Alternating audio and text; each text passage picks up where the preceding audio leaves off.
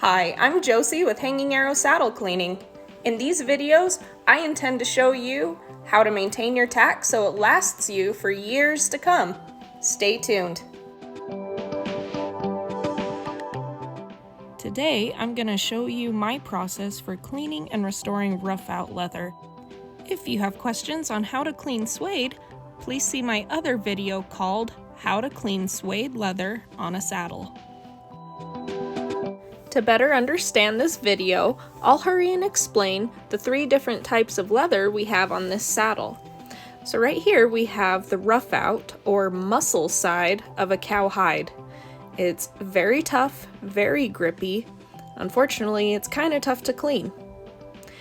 And we also have suede leather, which is a split leather.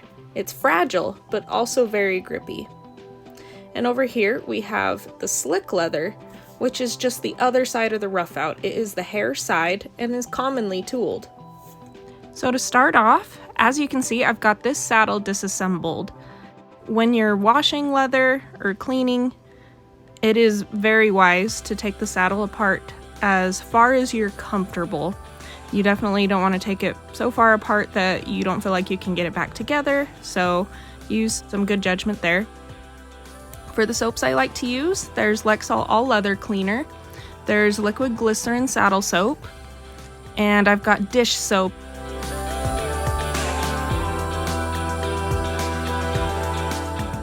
The reason I have so many different kinds of soap is because it really depends on what the saddle needs. So this saddle, for example, is actually pretty greasy.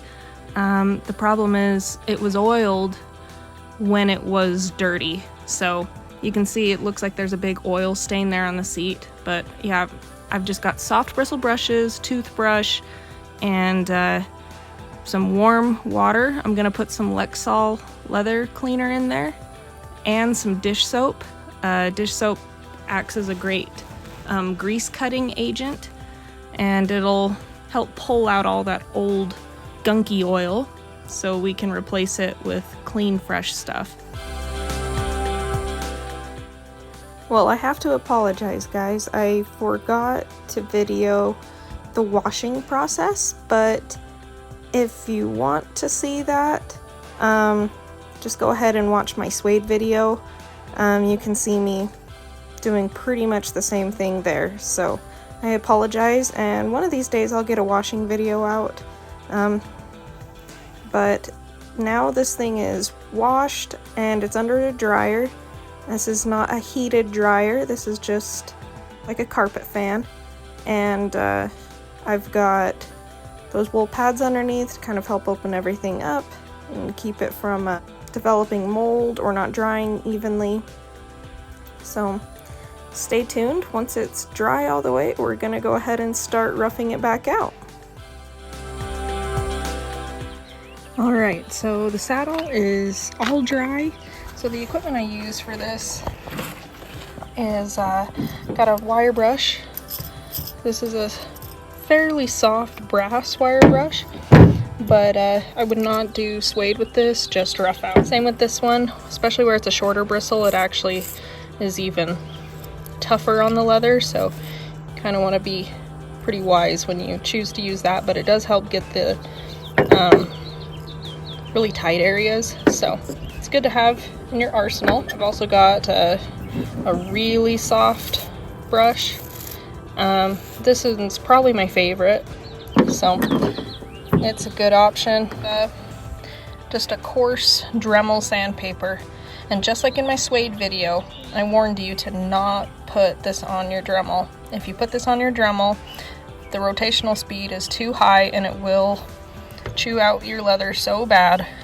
It's definitely worth it just to do it by hand like this. Got safety glasses. Rough out compared to suede really sends out a ton of flyaways, you could say. And you breathe it in, it gets in your eyes, it's absolutely miserable. So if you can, I prefer to do it outside if I have a choice, and so I like safety glasses for that purpose. And I'll even throw on a mask once in a while just to keep from having to breathe it in and stuff. So stay tuned and we'll go ahead and get this roughed out while we still got some pretty daylights.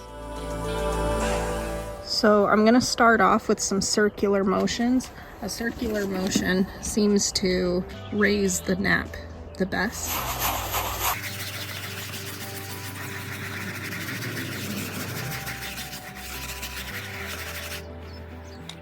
It's already looking and feeling a lot more like rough out, so we're well on our way.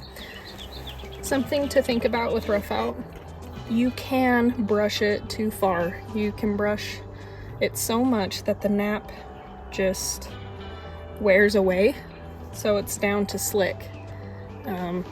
So something to think about.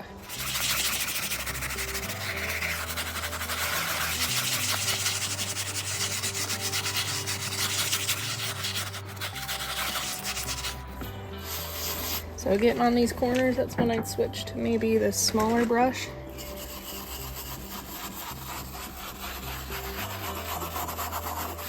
It's the edges really nice. And if you're worried about hitting the suede, you can grab your sandpaper.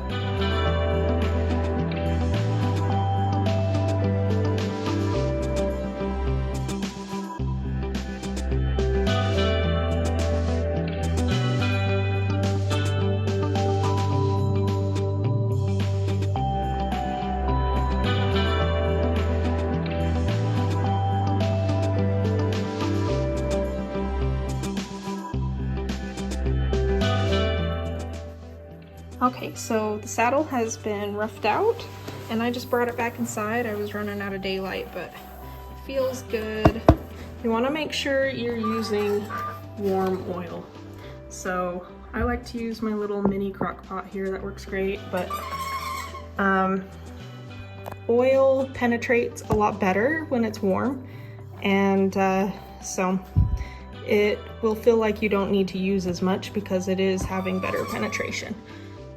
So while I'm oiling this saddle, I'll take some time to explain a few things. So you'll notice I'm not putting a very heavy coat of oil onto the rough out because rough out and suede saturate way too easily. And if I saturate it, then it will start collecting dirt and it will lay the nap back down much quicker. So doing a light coat on the rough out, and then on this back side, on the slick side, I'll oil it thoroughly. So a really common question I get is what kind of oil or conditioner is best? And ultimately I do have my personal preferences, but it doesn't really matter. You gotta just find what works best for you. In this video, I'm actually using extra virgin olive oil. I like it a lot. Neat's foot oil is really good too. I also prefer Skidmore's leather cream over most conditioners, but what really matters is that your saddle is getting some sort of conditioner from somewhere that's marketing towards saddles.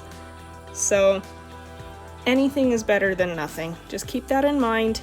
There's a lot of good products out there. Alright, so since this saddle sat overnight and the oil's all soaked in, I'm gonna go ahead and use Lexol All Leather Conditioner on just the rough out portion. So just like with oil, you can over condition this.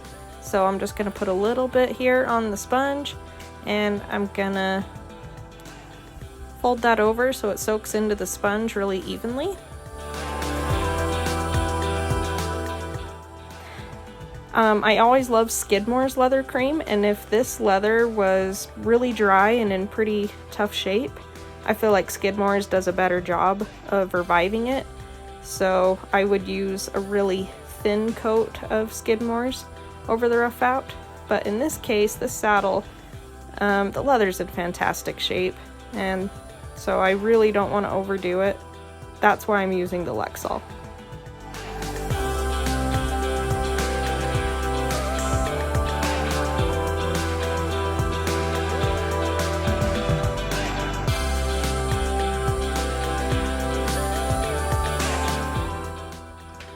Alright, so we've let the conditioner sit, so now we're ready to rough it back out, and this will be the final rough out. The leather is conditioned and moisturized, so this is it for the rough out. So I'm just gonna take I got my wire brushes and my sandpaper once again, and I'm just gonna start doing it again.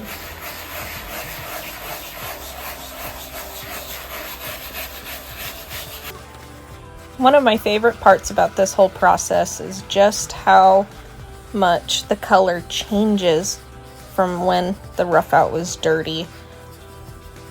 So much of that dark staining lifts out and it makes the saddle look new again.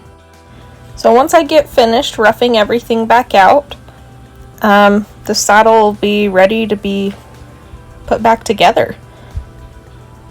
That is the whole process for rough out, and let me know in the comments if you have any more questions or anything else you'd like me to cover.